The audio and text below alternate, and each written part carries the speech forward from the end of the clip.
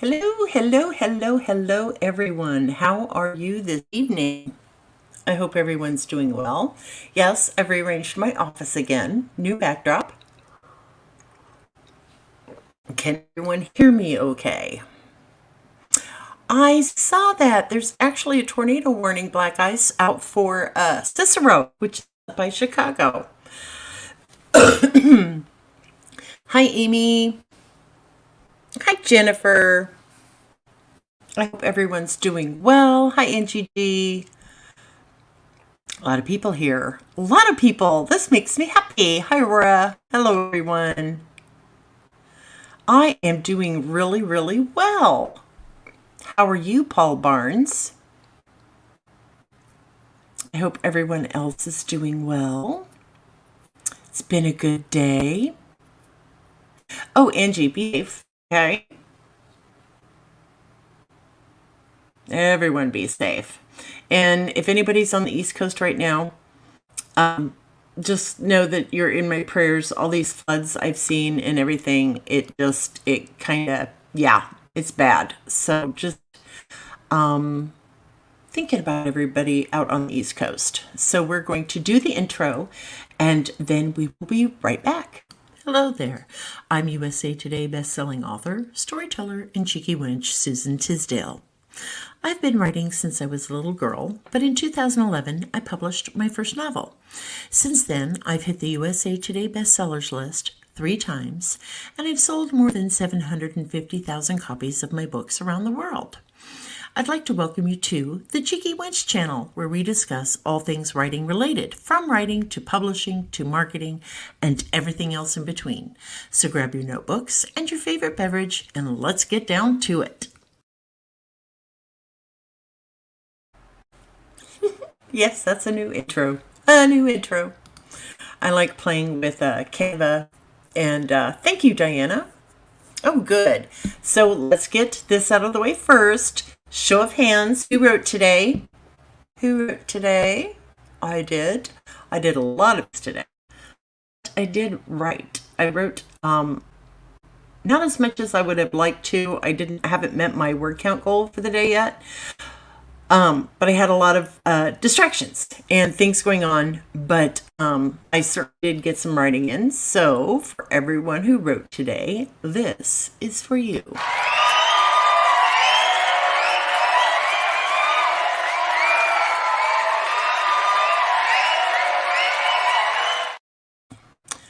Because we all know that's easy, writing in every single day. It just isn't. So, everybody who wrote, good, Aurora. Do bug reports count? I guess. I don't know, MT Decker. I just don't know. I'm not sure about that. Depends on what kind of bug reports. Um, First thing I thought of was actual bugs, like for organ, like an organ bug report, and then it's like, no, probably a computer bug report. I don't know, but anyway, hi Holly. I'm just so glad to see everybody here tonight. So, I'd like you to have your questions prepared. You can post any questions you have in the chat. Put a question mark in front of your questions so that I can see it. Hi, Ashley.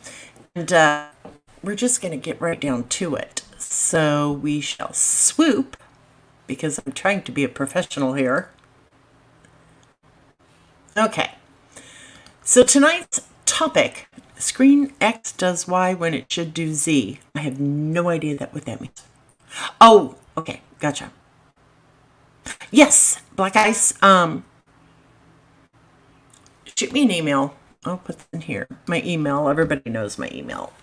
But I'm going to put it in here. You shoot me an email and I will send you the invite. Oh, hi, Shannon, honey. How are you? You sent me a text earlier and I was in the middle of 10,000 different things and didn't read it.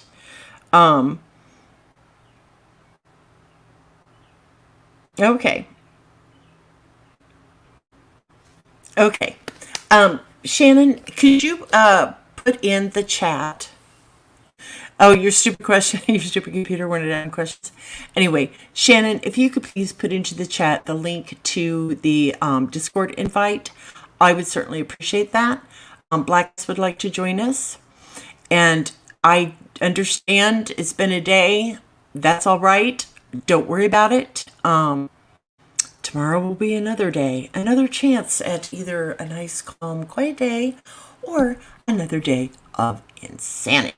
It just depends. It just depends. We all know this, right? It just depends on the moon and, if the stars align correctly or what kind of mood Mother Nature's in or whatever. So let's get to it.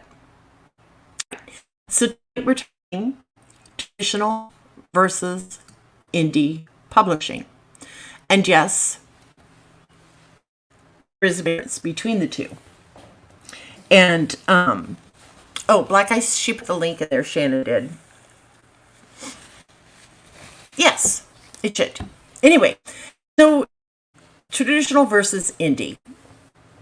So there are a couple of different types of what we would refer to as traditional publishing.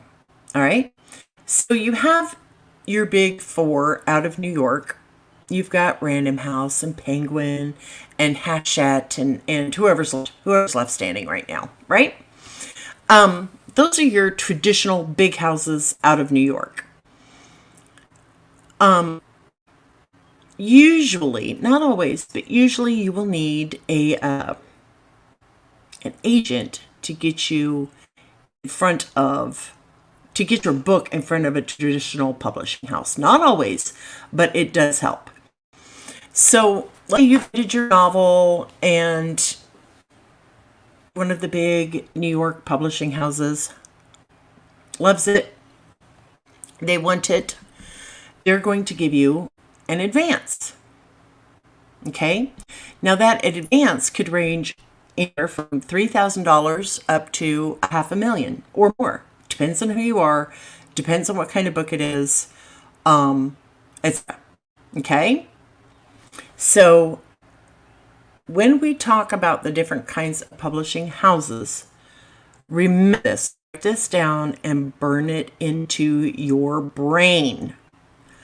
Money always flows to the author. Okay? If someone approaches you and says, hey, I'm with a traditional publishing house and for $50,000 I'll publish your book, you need to turn around and run away. That's a vanity press. That's not a legitimate press. You should never pay up front to have your book published. Okay? Does everyone understand that? That's really, really important. I had a published company, yes, and due to circumstances that I won't go into here, I did close it, and I am thinking about reopening it. It was called Glenfinnan Publishing, but that is on hold for a while, okay? So, first things first, money always goes to the author. Publishing house comes to you and says, give me 15 grand, 20 grand, whatever it is, and I'll publish your book. That is not how it works. That's a vanity press. You don't need a vanity press. Okay? So, one of the legitimate houses sends you a contract, right? And it's going to have all sorts of facts and figures in there. And you need to read it closely. Okay? Sometimes a trad house will just do ebooks. They're not going to do print books for you or audio or foreign translations. Again, it depends on who you are, what kind of book it is, where you are at in your writing career, etc. So there's lots of different variables, but they can come to you with just an ebook deal or just a print deal. Okay? And it's up to you to decide if that is what is best for you. Okay? Number one, always, every single time, take that contract to an attorney. preferably an entertainment lawyer or someone who does specialize in entertainment law, someone who specializes in book contracts, etc. Always have a lawyer look at it because they're going to see things that you are not going to see. Okay? So you have your lawyer look at it, and things you need to pay attention to is the life of the contract. Some will say, we own this book, this particular book, for the next 5 years. Okay? That's pretty cut and dry. But sometimes it will have a clause in there that says, as long as the book is selling, it will not clarify how many per day, per week, per month, or per year. As long as they are selling copies of that book, they own it for X number of years. Okay? That's really, really, really important for you to understand. Okay? Ask your attorney if he could suggest a change that they don't own it as long as it's making money. Okay? Yes, it is very open-ended because the life of the book could be up in, let's say it's a 7-year contract and it's been, you haven't made any money, you haven't sold anything, and, you're 6 years, 8 months into your contract. Yes. And you ask for a rights reversion. That means you get your rights back to it to do with the book or books however you see fit. They'll run a special, and then you're in for another 7 years. Yes, it is a nightmare with some of these traditional publishing houses to get the rights to your novels back. Okay? So, triple check that one. Delete that part, see if you can negotiate your contract. Negotiate it to where they just own it for X number of years, no matter what the sales are doing. Okay? Now, so let's say they give you a $30,000 advance for your book or your 3 books. They've got right of first refusal, things like that.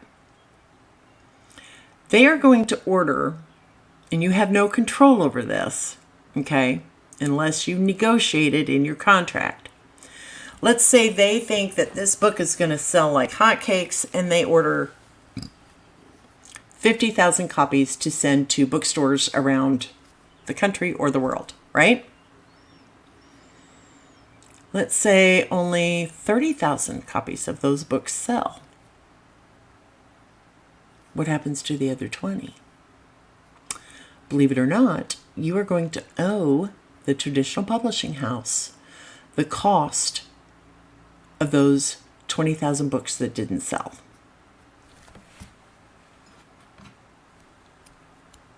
You're going to owe them. Even though they've given you the advance, if all the books that they print do not sell, you owe them for that cost. Yeah, Black Ice, you could consider it insane, but again, that could be something you could negotiate in your contract. These are all things I'm telling you that if you do decide to submit to a trad house, these are things that you need to keep in mind, okay? Another thing with traditional publishers is that you have absolutely no control over covers, who your editor is and how they work, and sometimes not even the content of the book. So let's say you've written this beautiful, beautiful, beautiful story. Let's say it's a romance novel. The house can come back to you and say, you have to add 3 sex scenes.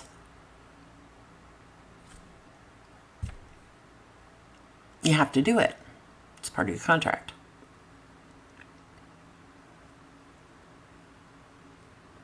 They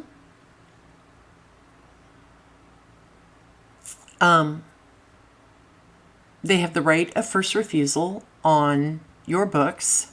Let's say you present to them a, what if you don't, even if you don't write sex scenes? Yes, Diana, even if you don't like to do that, they can request that you do. Okay? They also have what's called right of first refusal. That means, let's say you go to them and they give you a 3-book deal in a series, and that's up, and you write another book within that same series, right? You have to present it to them first, and if they want to pass on it, you can do with it what you want. But if they want it, it's theirs because it's part of that original series. Okay?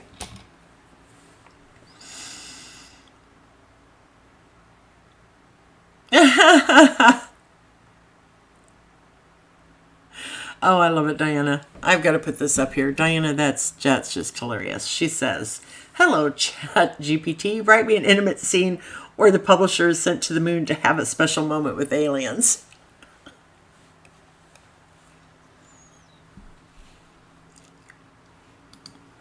So,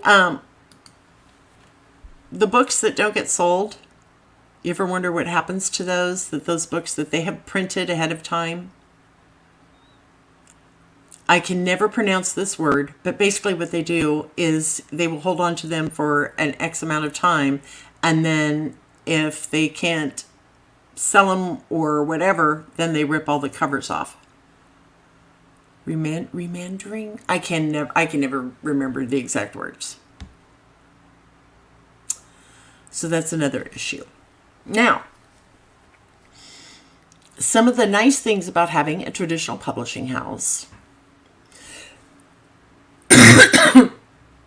I think I had a coffee ground in my coffee.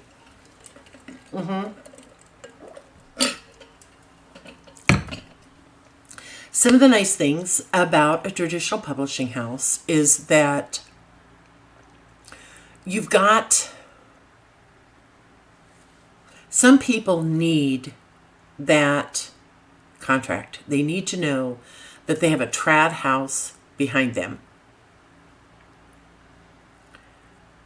And in a lot of cases, a traditional publishing house is a very good thing. I mean, look at James Patterson, John Grisham, Nora Roberts.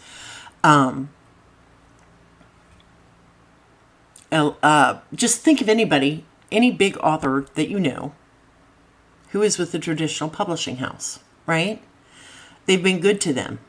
They've supported them. They've done marketing for them, advertising for them, etc., etc., etc. So for a lot of people, it is a very, very good deal. Okay. But and publishing houses, the trad houses will tell you that they're going to, market your book and blah, blah, blah, blah, blah.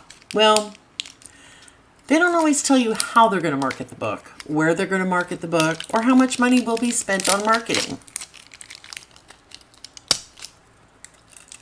They just might buy a $100 ad in the publisher's weekly, and that's it.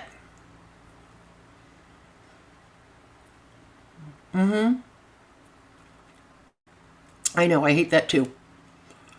Yeah, I own my sold at the company stores. Yeah. But for a lot of people, it has been very successful for them, right? It's the houses have been good to them. But just keep in mind, if you sign a contract with the traditional publishing house, they are not going to treat you like they would treat James Patterson, John Grisham, Nora Roberts, Diana Gabaldon, any of those. They're not going to treat you the same. Okay? And one of the things that I truly don't care about or care for in the traditional world is the fact that, let's say they publish a lot of different genres. They publish sci-fi, they publish contemporary, they publish historical, they publish whatever. And let's say they have 10 authors who write romance, different genre romances. They don't encourage you to be friends. They want you disliking each other, kind of like politicians. Because they don't want you talking to each other, because they don't want you sharing with anyone else how your contract is set up. But it can be really, really ugly.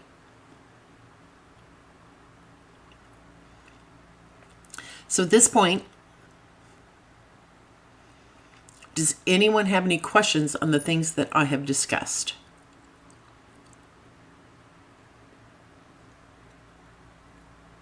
If you do, please put them in chat.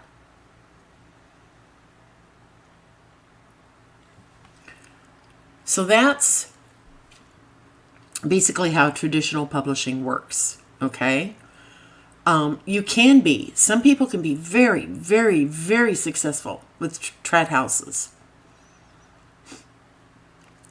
But not everybody is, okay? Yes. So, indie publishing, totally different world. Oh, I know. Back to traditional publishing. So you've got this contract, they've given you this advance, and let's say you've earned back you have to earn back your advance before you make any more money. Okay, so let's say it's a $25,000 advance. Everything's going great. You're selling like hotcakes. You only get a very, very tiny, tiny, tiny portion of royalties.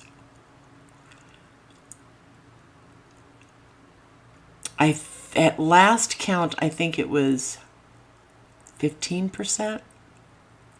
So let's say they've made $10,000. You get 10% of that, 15% of that, maybe 20% of that. Okay? But you have to earn back that advance. Okay? And then after you've earned back that advance, then you start making royalties. But it really is a pittance. It really is not a lot of money. Sorry, I forgot to mention that. Now, with with indie publishing, which is what I do, because I've been known to be a greedy little wench every now and then, you are in charge of everything. You are the CEO, the CFO, the bottle washer, diaper changer, floor scrubber, wastebasket taker outer, janitor, marketing guru. You upload everything. You are in charge of the whole kit and caboodle. 100%. You are in charge. And it is not for the faint of heart. I've said this before, and I will say it again. Indie publishing often feels like a baptism by fire. Everything changes every day. This is a very, very fluid business. It is constantly changing. A marketing technique that worked for a solid year straight suddenly quits working. A marketing plan that worked super well for 6 weeks suddenly stops working. You don't know why, and then it starts working again. I mean, everything changes all the time. You have your different vendors. Of course, Amazon, Apple, Nook, Kobo. Those are always the 4 that I discuss, because those are my 4 main breadwinners when it comes to ebooks. Okay? So right now I'm just focusing on ebooks. So everybody has different rules. Everybody has different ways they want the books formatted. Everybody has different ways of uploading the books. Some are much faster and easier than others. I think by far the easiest one to upload to is Kobo, followed by Nook, Amazon, and then Apple. Apple can take forever. There's a lot of stuff that you've got to go through. And it just takes a long time for it to go from, point A to point B. Okay. So you are in charge of everything. Well, Amy, I can't talk to that. I've never had a problem getting money from Amazon. Anyway, so you are in charge of everything. And when I say everything, again, I mean truly everything. You are the one who has to find your own editor, your own cover artists, your own final proofer, your own beta team. Some authors still use street teams. There's a whole lot of stuff on the back end that takes place before you can even get your book in front of anybody. Okay? Yeah, B&N is Nook. I'm sorry. Yes, Angie. Barnes & Noble is Nook.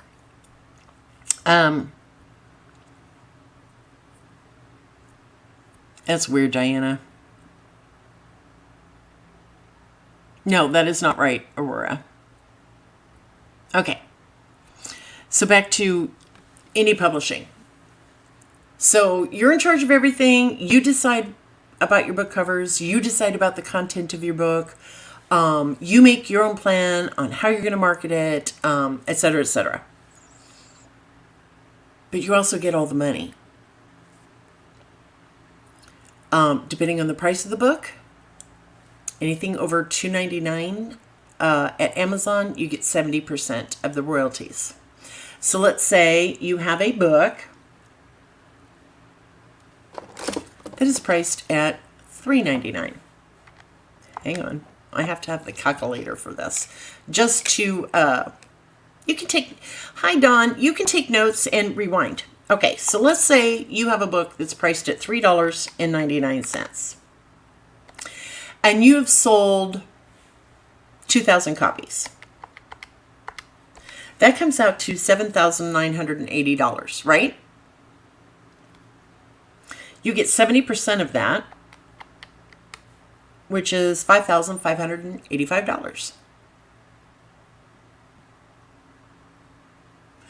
If that had been a trad house, you might have gotten a couple bucks. Because again, your royalty share with them is much, much, much lower. No, that does not mean make the book at least 90 Diane. So that's just an example of the kind of money that you could potentially earn being an indie author. Okay, and right now I'm just talking about ebooks. Okay, not about anything else, just ebooks, because that's where the vast majority of your money will come from in the beginning. It's going to be books. But you also want to get your books into print. That is equally important. I thought Amazon doesn't tell you how many books you sell. No, that's not true, Angie. On your KDP dashboard, it tells you hourly how many books you've sold. So I don't know where you got that information. No. Okay. A lot of questions about how to price the books right now. Okay. So we're going to back up and we'll talk about that because I see a lot of questions. No, not price your first book at $5.99 for the ebook. Just don't do that. Okay? Here is my advice. And this is not how I started my career. I have a Cinderella story, blah, blah, blah. But this is how you probably should do it. Okay? If you're going to write series novels, the first 3, or at least the first 2.5. Okay? Don't release that first book until you get third at least halfway done. a strategy and there's a reason why. Okay? So my advice is you can either go wide, which means your books can be everywhere. They can be at Amazon, Barnes & Noble, Apple, Kobo, Google Play, wherever you want to put them. But if you decide to use Kindle Unlimited, that's a whole different animal. If you decide to put your books into Kindle Unlimited, then Amazon has exclusive rights to the publishing of that novel, meaning you cannot have it available anywhere else. Okay? But with the Kindle Unlimited, you get paid for every page that someone reads of your novel. Now, I don't want to confuse anybody, so I'm not going to talk about how it used to be. We will just focus on how it is. So this can be a great way for brand new authors to find readers. Again, depends on the genre. It depends on if you're writing in a series or not. It just depends on a lot of different things. So let's say it doesn't matter. Series writing, it can be romance, it could be sci-fi, it could be old westerns like Louis L'Amour, anything. Any genre, you can write series novels, okay? So you're going to write a series, at least a 3-book series. You got to trust me on this one. And when that 3rd book is almost done, make sure you have the first 2 books completely done, completely edited. Make sure you have great covers. And if you're never sure about your covers, ask for a fellow author's opinion. Okay? Because even though you might know how to create a cover yourself using Photoshop or whatever, that does not necessarily mean that you are making a great cover. And covers are a whole other subject that we've already gone through. Yes.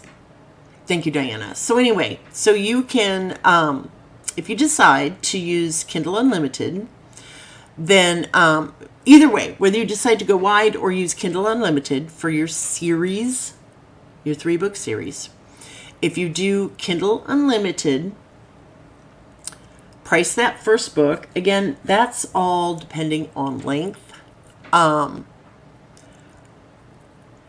Genre length is very genre specific. And what you need to do is go in and look at what other authors in your genre who are in the top 100, how do they have their books priced? Okay? So a good game plan is to offer that first book, whether it's wide or in KU. And again, depends on the genre, depends on the length. I would start with $2.99. Okay? Have that out for 30 days. Okay, this is all algorithm based. This is why you need to follow this plan, because it's all based on algorithms. So then you release, 30 days later, you're going to release book 2 in that series. And you will price it at $2.99, or if it's a great big book, $3.99. Again, length and genre driven. Okay? So now, when 30 days later, you want to do every 30 days, okay? So 30, 60, 90. Month 1, you release book 1. Month 2, you release book 2. Month 3, you release book 3. Now, when you do that, it is a good strategy, and not everybody agrees with this, but it works for me, or worked for me in the very, for many years.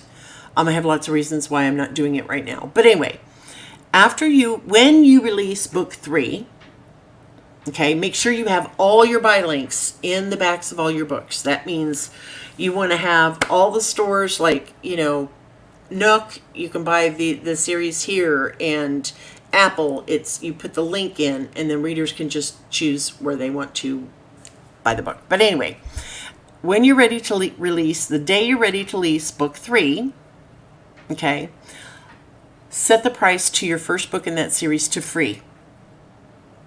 That is called a loss leader. Okay? Never, ever, ever, ever price that book, any book, free until you have other books to sell. I saw a lot of authors, especially in the beginning of my career, who were doing that, and they were just like, nobody's reading my book. Nobody's reading my book. I've got it set for free. Well, you can't just set it for free and not have anything else to go with it. When you set a book for free, you need to make sure that you're offering them something else, something next in that series that they want to pay for, right? So book 1 can be a loss leader. You could price it at 99 cents. You can price it at free. But that will help drive your sales on the other 2 books in that series. Does this make sense?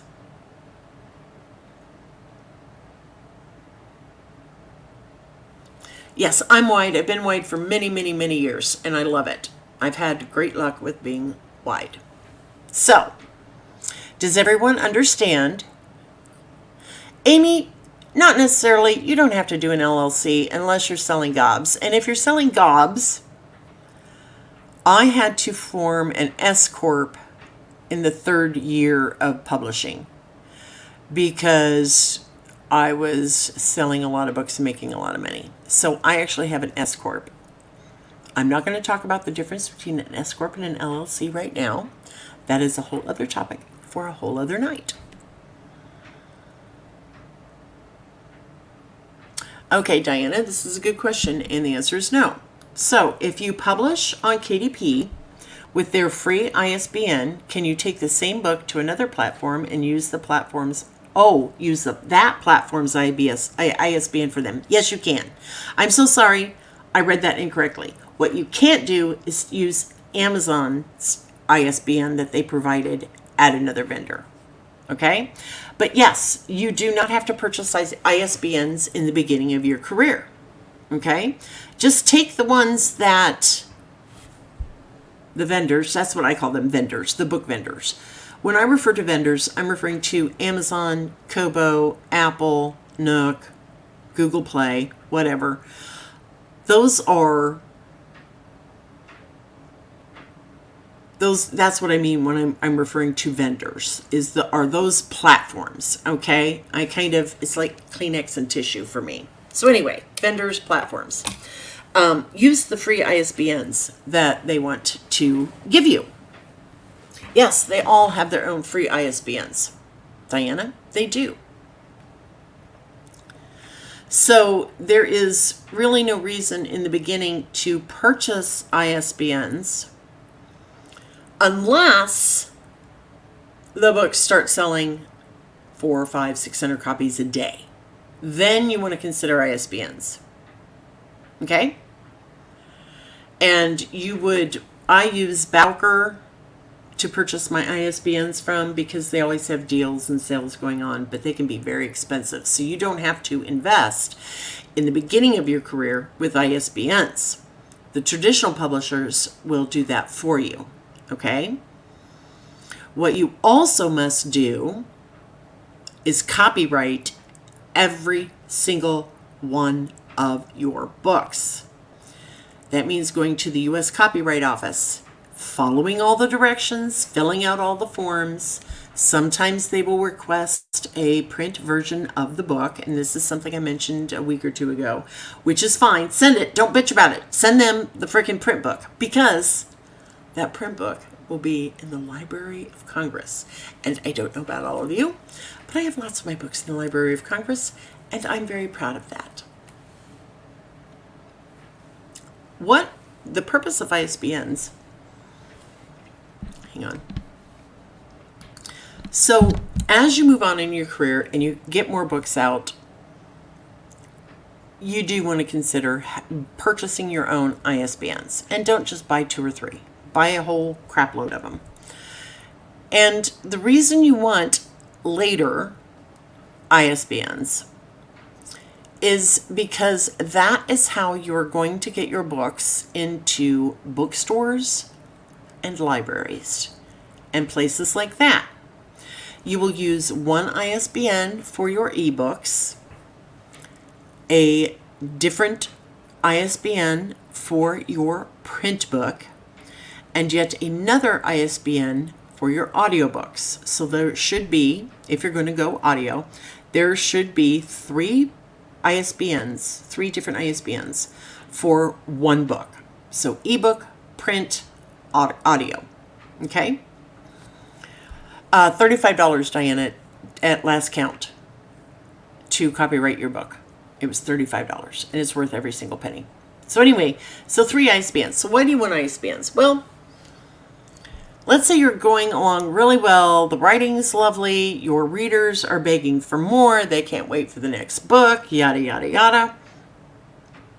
That ISBN will do lots of different things, but primarily it's going to get into libraries, it's going to get it into bookstores. But what they also, okay, so we all have heard of the New York Times, right? And this does not work for the New York Times. Honestly, I think you have to have a video of the editor of the New York Times having intimate relations with a goat in order to get on the New York Times list, but I'm not. Just a rumor I heard, okay? That's not fact. Anyway, so the Wall Street Journal and USA Today, yes, they're bringing back their bestsellers list. That's what they use to count your book numbers, is that ISBN. Not the one that the vendors provide to you or the platforms, not the free ones. They only use the ISBNs that you pay for. Okay? And if I'm remembering correctly, you want to release on a Tuesday because it goes from Tuesday to Monday, how they count for sales for Wall Street and USA Today. But that is how they will tally up the sales. And it does take several days to find out if you hit it or not, hit one of those lists. So that's one of the main reasons that you would want an ISBN. It's just easier to count for the lists. Okay? Let's see. I know you have a separate ISBN for print books. If you make a book in large print, does that have to have a separate ISBN as well? I don't think so, Jennifer. I haven't used a separate ISBN, but that's a very good question. Yes, for you, even I don't think I purchased ISBNs, Diana, until I was writing my 3rd series. So I already had 5 books out. What I'm saying is you don't have to worry about ISBNs yet. Okay? The ISBNs do not count towards the New York Times bestsellers list. They don't. They have a whole different way of sales, have nothing to do with it. Okay? ISBNs can be expensive. Yes, I think I paid last time I bought, I can't remember. I'm going to say I got like 50 of them for $250 or $150, something like that. Yes. Yes.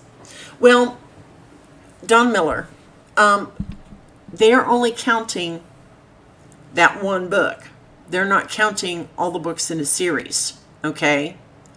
So the ISBN is only for that particular book. Okay? So if you sold 3,000 copies of 3 books in 1 week, that doesn't equal 9,000 copies sold. Okay? That only equals 3,000 per book. Yeah. Finish that first book.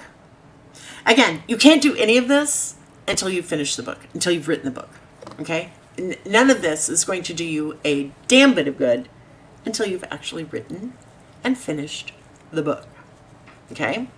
Now, my other piece of advice is don't take 10 years to write the same damn book. If you've been working on the same book for 3 years, honey, it's time to move on. Start a new book, finish that one, shove it under your bed, whatever. It will never be as perfect as you think it needs to be, okay? First drafts always suck. Always. Okay? Very few people can write a spectacular first draft. Okay? That's a rarity. All right?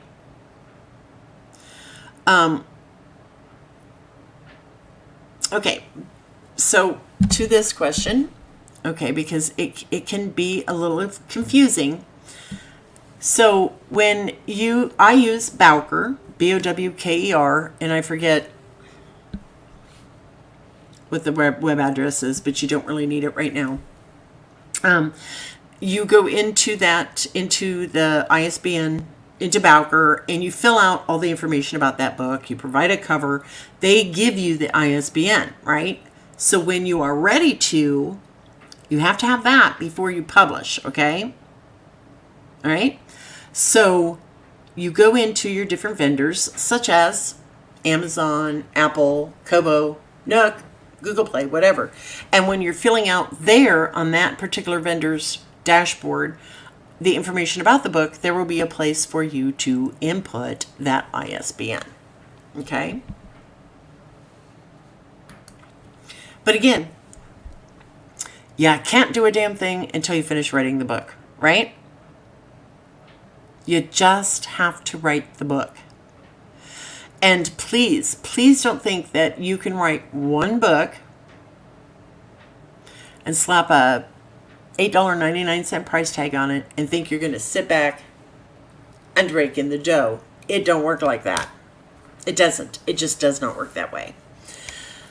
So you have to be thoughtful about your releases, and you don't have to worry about advertising with those first 3 books. Really, all you're doing with those 3 books is getting your feet wet, right? You're learning how to upload. You're learning how to format. You are learning how to write better. You're learning about fabulous cover art versus sucky cover art. You are making contacts with other authors in your genre, right? You should be learning every single day. That's the main important thing about those first 3 books. If they're not selling 500 copies a day, that's okay. If you're only selling 3 or 4 copies a day, that's okay. Those first few books, that's your learning process. Okay? Again, Cinderella story, how I did it is not how it works. The blurb. Yes, the art of the blurb. Yes, my first book was part of a series. It was Layden's Daughter. You all know my story. I wrote Layden's Daughter for my mother. Okay? And it, by the grace of God, within a month of publishing, was selling 5, 6, 7 copies. And I didn't have a clue what I was doing. I didn't know that that was a good number, etc. Hang on. So anyway, I wrote the next book, and then the next book, and the next book. Hang on. I gotta text my baby brother back. Doing a live. So, not everyone is going to have the same Cinderella story that I did. Just plain and simple. Okay? If you are selling 5 copies a day, you need to be damned proud of that. If you're only selling 1 copy a day, be proud of that. Own it. That's your baby that you set out into the world, and somebody bought it and they're reading it. That's the purpose of those first 3 books, is to gain readership. Okay? What I'm saying is, don't worry about the sales on those first 3 books, because if that is the only reason you're here is to make money because you heard it was easy to make money in indie publishing, because it's not. Unless you're, trying to choose my words very carefully. It is not easy to make a lot of money with your first, second, third book. It's just not. And anybody who tells you differently is full of shit. Okay, some people will tell you, oh, yeah, you can. You're going to market the hell out of it. You're going to buy Facebook ads, and you're going to buy Twitter ads, and you're going to buy Instagram ads, and you're going to buy ads here, there, and everywhere. Okay? And they're going to tell you that you have to spend bare minimum $25,000 a month on advertising because that was your sales, and for some that does work. But that person might be making $150,000 a year publishing their novels, but they're spending $100,000 on advertising. So really, truly, they're only making about $50,000 a year. Okay? What I'm trying to say is don't worry about the money that you can make on that first book or that second book. Okay? What you have to keep doing is writing. That is the only way to be successful in this business, is to keep writing. You cannot publish blank pages. None of this information I've given you tonight means a damn thing if you don't have something to publish, if you don't have a book that is written. All the other stuff it's just noise. It means nothing. You cannot take enough courses. You cannot read enough books. You cannot listen to enough of my videos or anybody else's videos and think that you have it all down pat and now is the time to release the book. No, it doesn't work that way. It's a constant, sometimes it's a struggle. It really is, and that's okay. You're learning, and that's what you need to focus on, are things you're learning as you write and as you publish, okay? But you make no money. You're paying the advertising and probably not. Yeah, that's true.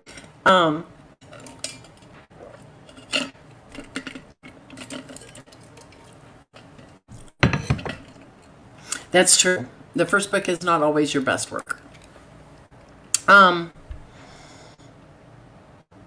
Okay. Good, Black Eyes.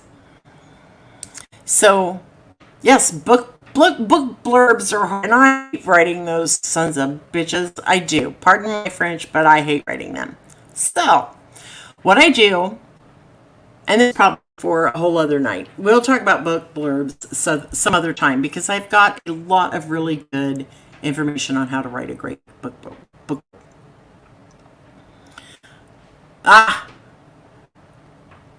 Okay. Anyway, again,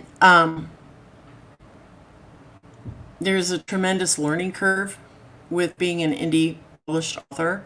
And for some people, it's just too much work. It's way too much work. They do not want to worry about covers or advertising or marketing. They don't want to have to worry about anything. They just want to write, right? And that's fine. Everybody's different. So for those people, a traditional publishing is probably best for them. Okay? Basically, it depends on what you want and what you need and what you can handle. Because sometimes this can be a brutal business in lots of different ways. But the main thing that y'all need to focus on is the writing. Again, you can't publish blank pages. And don't try to publish crap pages just because you want to get that book there. Okay? Make sure that you are putting out the best book that you possibly can at that time in your career. Because you will get better at this. With every new book, you're going to get better. You're going to learn things. It's all going to be slightly easier until, of course, somebody changes the rules and you got to do it this way, that, or the other. I'm still pissed that Apple took away iTunes Connect, how we used to upload our books. But that's another story, and I'm not trying to confuse anybody. Okay. Black Ice, that's a very good question. Okay. What's a good minimum target page count for published work? I don't know. depends on the genre. Every genre is different. Okay? It depends on what you are writing. For contemporary romance, a good-sized book is, and we don't do page count, we do word count. And I can't calculate word count because page count because every page has a different number of words on it. Okay? We calculate by word count, not page. So a contemporary romance novel would be 75,000 words long. Historical romance readers like the really big books. So my target for my big books is at least 130,000 words. Sci-fi is a different word count. Westerns, different word count. Nonfiction, totally different word count. And am not ever going to talk about nonfiction because that is not. It's not. I do that.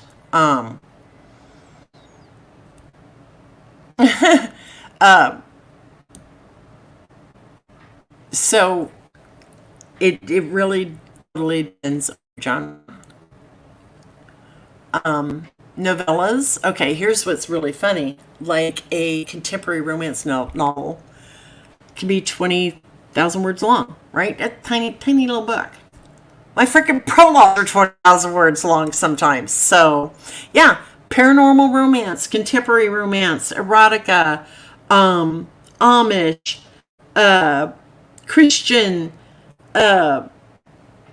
fantasy, whatever. They all have different word counts. Okay? They all do. So, good question. I don't have an answer. It varies, Diana. I mean, romance encompasses a lot of different kinds of romance. So, depends. Yes. Shorter books, novellas. I have written shorter novellas that are right around 3,000 words, and that was very, very hard for me to do. But once you've written a few novellas, you get really good at it, and you learn to pack a huge punch into a smaller book. Epic fantasy, 400,000 words, right? It just depends. There's the mysteries, which tend to be a little shorter. So again, everything in this business pretty much is genre driven and genre specific. Marketing, for instance. What works for this kind of marketing, and I don't mean, I'm using the word scheme, but I shouldn't be, some kind of marketing plan can work tremendously well for paranormal romance, right? You use that plan for marketing and everything explodes. That is not going to translate to historical romance or motorcycle romance or hockey romance, okay? It is all genre driven. What works for my kind of books is not necessarily going to work for Black Ice's book unless he's writing Scottish historical romance, right? I estimated my novella would be 12 to 20. Yeah, that's still a novella. Again, MT, it depends on the genre. Yeah, right, Don Miller. So again, everything in indie publishing really, truly, oops, shoot, I didn't mean to do that. Hang on.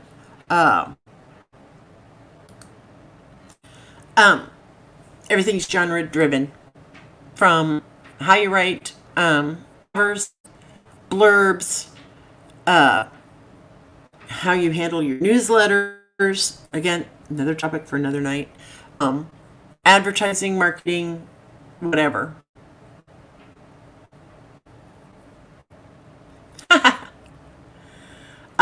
So again, genre. Okay? So I always recommend that you, first of all, don't go to Amazon because right now the top 100 is just clogged with all the KU books and the scammy books, right? The ones that are being written by AI. Okay. My recommendation is go look at Nook and go look at Apple and see who is in their top 100. Look at Kobo at their top 100. Their covers. Read their blurbs. Okay.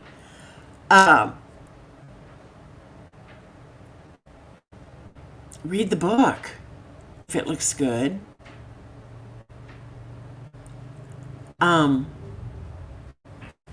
Do your homework in that aspect. See what other successful authors are doing. See how they're writing.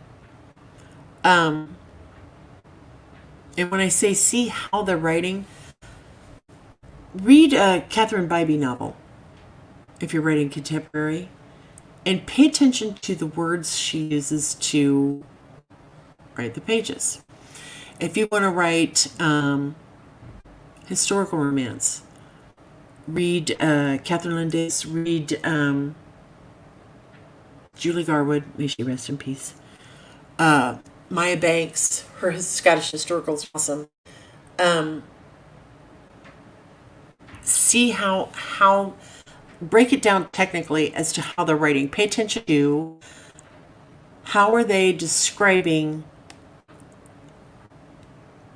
scenes.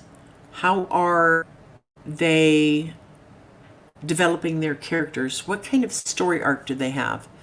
Pay attention to them.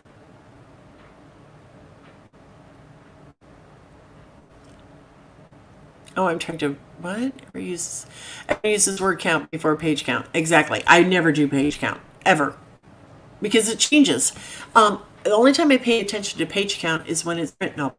Okay, but page count doesn't mean squat for an ebook because people will change the size of their font. The different vendors will make adjustments. So if a book is, say, 402 pages at Amazon, it might be 387 pages at Nook. It doesn't mean anything. It's just how they are formatting it for their readers. Yeah, everybody's different, Amy.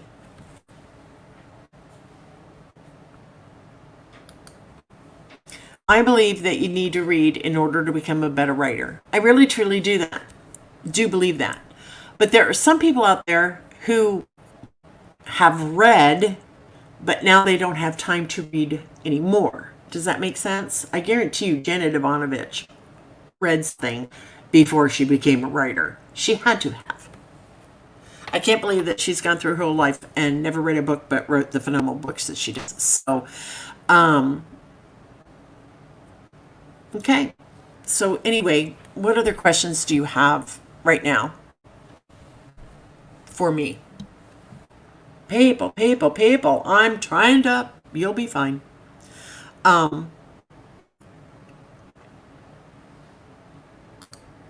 Okay. So what questions do you have at this point?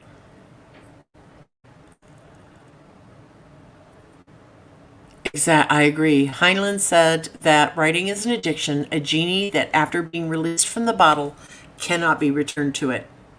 I agree. Susan, off topic. You have a ghost in your house. Your calendar looks like a calendar in the background keeps slipping pages. Oh, that is too funny. That's because the air conditioning vent, Angie, is on the floor right underneath it. So every time the air conditioning kicks in, the calendar starts waving and stuff. It's not a ghost. My ghost, he likes to stay in the hallway in front of the big bathroom and sometimes into the living room. You can also see my plants waving a little bit. Because of the air conditioning. Well, thank you. So what other questions do we have? Does anybody have? Your ghost like conditioning. What's up with that? I don't know why. Anyway, I hope this helps answer some of the questions you have. I am never going to tell anybody to not go with a traditional publishing house, okay? Because they can be very useful and very good authors. Really can. But you have to look at the contract. You have to understand the contract. You have to take it to an attorney. Trust me, it'll be the best, $500, $200 you've ever spent. Sometimes they'll do it for free. And then there is a third kind of traditional publishing house that I forgot to mention. Okay. Small trad houses. Really small trad houses. I am so sorry, but this is important. There are, like me, like when I had Glenfinnan Publishing, that would have been considered a small trad house. I wanted it to be bigger, but due to circumstances beyond my control that I am not going to discuss this evening, it's on hold. But anyway, there are some small publishing houses out there who work like trad houses, okay? They just don't have, they're not publishing Nora Roberts or Patterson or Grisham or anybody else, okay? They're publishing indie authors, which can be a very good thing. If you are the kind of person who does not want to worry, again, about covers, editors, marketing, advertising, etc., some small publishing houses can be a good way to go, okay? It can prove quite useful. But for the sake of all that's holy, please do your research first. Find out who they do publish. Find out if those authors are happy with the way they operate their business. Because there are a lot of small publishers out there who will lie and say Amazon only pays us quarterly, so we can only pay you. You won't get paid until 6 months after we publish the book. That's bullshit. Amazon pays every month. What's different is that, let's say, and it's significant that you understand how they say it. Amazon only pays us every 3 months. Not true. The way the royalties at any of these vendors work is you release a book in January. The whole month of January, it is sales. You're not going to get that in February. You're going to get that at the very end of March or the first day of April. Okay? But what some of these small houses want you to believe is they can only pay you twice a year. They are not going to give you access to your sales numbers. You could be selling 300 copies of a book a day and you wouldn't know it, because they don't want to give you that information. They will give you access to your sales numbers. Some of these small houses are really scammy. There's countless that have closed down because the truth came out about how they were treating their authors, how they were not paying their authors, how they were embezzling from their own business, etc., etc., etc. Now, not all small houses will screw you over. Some of the houses that started small are really big now. For instance, Dragon Blade. That's run by Catherine Levesque. She is phenomenal at what she does. She's a phenomenal writer, but she treats her authors very well. Now, before everybody starts clamoring to Catherine Levesque, don't. She only takes so many new authors per year, and it's got to be historical romance. I do not believe she's venturing into anything else. So it could be medieval English, it could be Tudor, it could be Regency. I know she takes Regency. But out of all of the smaller, and I can't even consider Kat's a small house anymore because of the number of authors that she has. But she is very good at what she does, and she is a treats her authors very well. So they're going with a big traditional publisher, a medium-sized publisher, or a small publisher. Do your due diligence. Find out who they publish. Reach out to those people, especially with the small houses. Find out if they are happy. Find out if there's been any problems. Just do your due diligence and your research.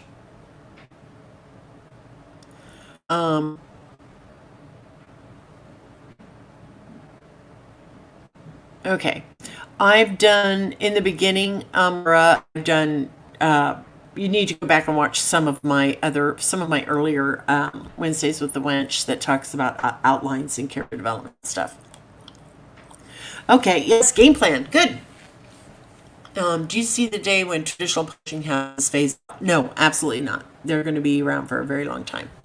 Very, very, very long time. Because there are still people out there who need that for various reasons. Lots of different reasons. They have got to have that trad house. Do I see them perhaps changing how they operate a little bit? Quite possibly. I think that most of them have finally seen the light. Colleen Hoover is a perfect example of an indie author who kicks ass and sells a lot of books and makes a lot of money and hits the New York Times, the Wall Street Journal, USA, whatever. If there's a list out there, Colleen Hoover's going to hit it, and she's an indie author, and I bow at her feet. I think she's phenomenal. So,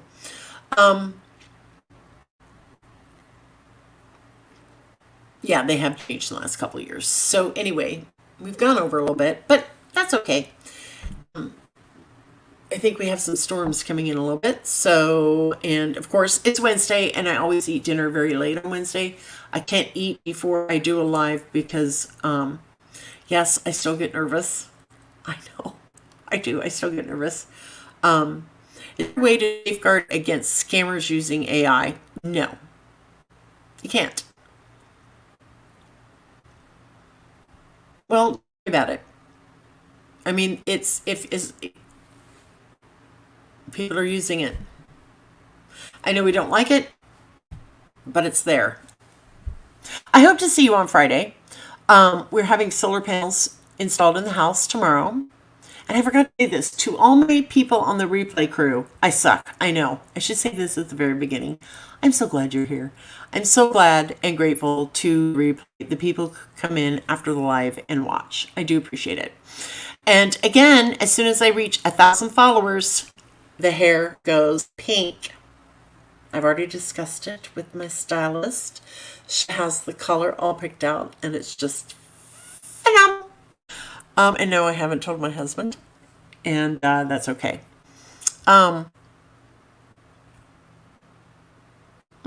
Yeah. Okay. Anyway, solar panels are being installed tomorrow. Yeah, I'll tell the Vyvanse is starting to wear off because now I'm like,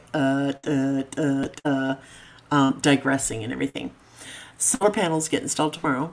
And then there's some sort of inspection process that the power company will come in and do. And as soon as that's done, I'm leaving for a week to go visit my brother Dan. I have not seen him in too long. He lives out in Delaware. COVID sucked. COVID kept us apart. And then a lot of things, but I might be doing some lives from Delaware in a week or two. And you will get to meet at least one of my brothers, Danny, he owns and trains harness racehorses. And he's got a beautiful wife named Tammy. I cannot wait we're taking my dad out, and I cannot wait to leave. I really can't. I would have left last week, but we had to be here for the solar panel install. So, yes, we're taking my dad out. And he's probably going to stay for a little while, a couple months, and then we'll go back and get him, which is fine with me. But Dad's really looking forward to it. Every day he sends me a text. What are you doing? I'm all packed. When do we leave? And I know he's just joking, but